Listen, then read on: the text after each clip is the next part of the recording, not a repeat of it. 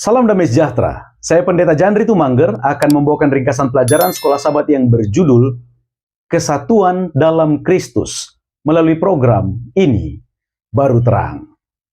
Pelajaran Sekolah Sabat akan saya sampaikan dengan terstruktur, terang, dan tuntas untuk memudahkan kita memahami pelajaran Sekolah Sabat.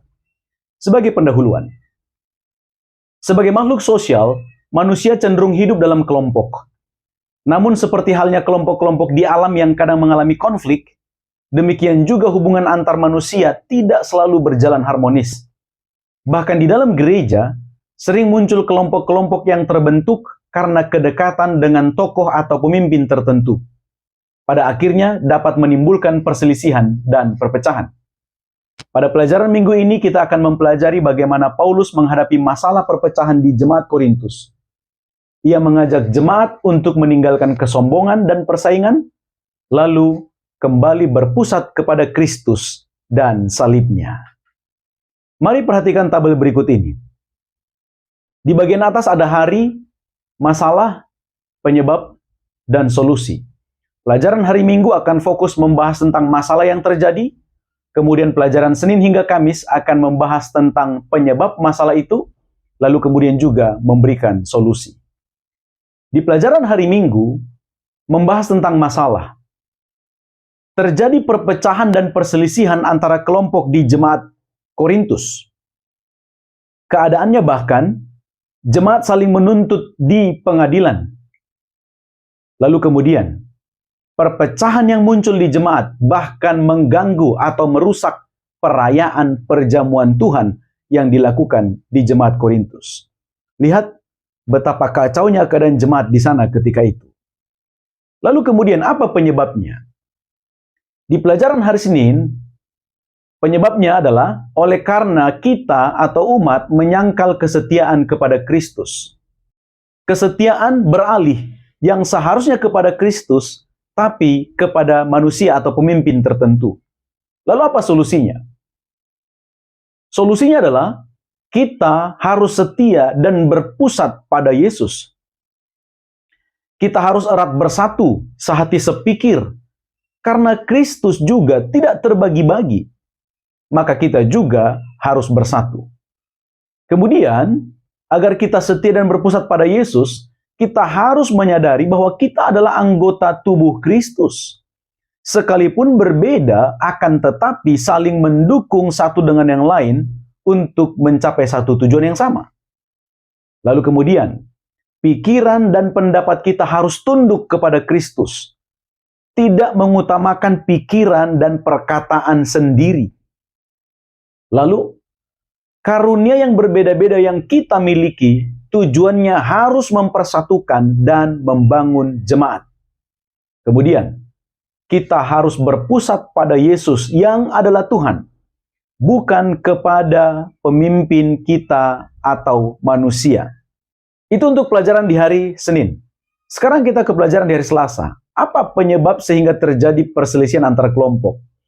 Penyebabnya adalah oleh karena terlalu mengagungkan manusia sebagai pemimpin. Lalu apa solusinya? Solusinya adalah kita harus memiliki hikmat dan kedewasaan. Bagaimana caranya? Selama masih ada perselisihan dan iri hati, itu artinya kita belum dewasa. Kita masih manusia duniawi. Kemudian, kita harus membandingkan hal rohani dengan yang rohani, agar kita sama-sama memahami kehendak Tuhan dalam kehidupan kita, dalam berjemaat. Lalu kemudian kita harus membedakan mana yang baik dan mana yang jahat, karena kita bukan lagi bayi dalam kerohanian. Seharusnya kita sudah dapat membedakan mana yang baik dan mana yang jahat.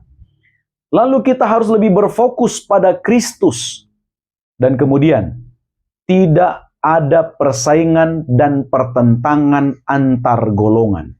Ini yang menandakan bahwa kita semua dewasa dalam kerohanian. Sekarang kita ke hari Rabu.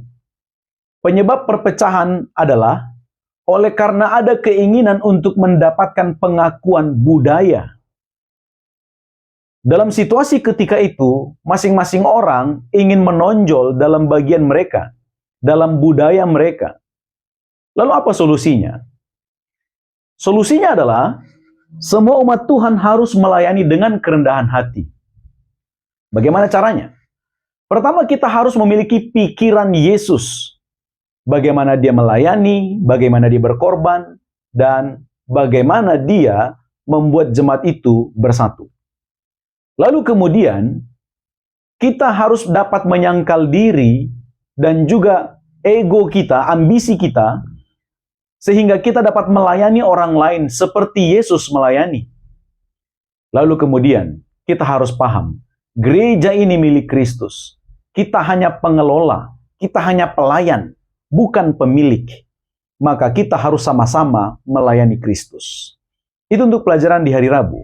Sekarang kita ke hari Kamis. Penyebab munculnya perpecahan antar kelompok adalah oleh karena sikap jemaat terhadap pemimpin dan juga sebaliknya. Apa solusinya? Solusinya, kita harus menghormati para pemimpin. Pemimpin yang setia layak dihormati. Lalu kemudian, pemimpin juga harus mengikuti jejak Yesus, rela menderita, bahkan mati dalam melayani. Lalu kemudian, pemimpin juga tidak boleh sombong, karena itu akar perpecahan. Dan pemimpin dan jemaat harus bersatu memberitakan salib Kristus. Inilah ringkasan pelajaran Sekolah Sabat sepanjang minggu ini. Semoga menolong kita memahami kemana arah pelajaran ini, dan kita memperoleh berkat. Sebagai kesimpulan, ancaman terbesar bagi gereja seringkali datang dari dalam, yaitu perpecahan, persaingan, dan sikap yang lebih mengutamakan manusia daripada Kristus. Itulah yang terjadi di Korintus.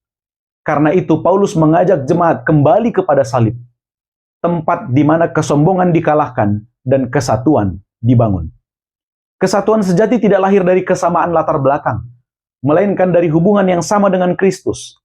Ketika kita memiliki kerendahan hati dan semangat melayani seperti Kristus, maka perpecahan akan digantikan oleh persaudaraan. Marilah kita memusatkan perhatian kepada Kristus. Biarlah salib menjadi dasar hidup dan pelayanan kita, sehingga melalui kasih, kerendahan hati, dan kesatuan, maka kuasa Injil akan dinyatakan dan Tuhan dimuliakan. Ini baru terang.